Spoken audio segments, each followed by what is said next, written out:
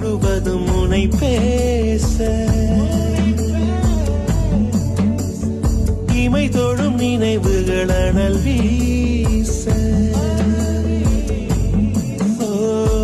நினைச்சாலே சிவப்பாகும் மருதாணி தோட்டம் நீ தலை வைத்து நான் தூங்கும் தலகாணி கூச்சம் நீ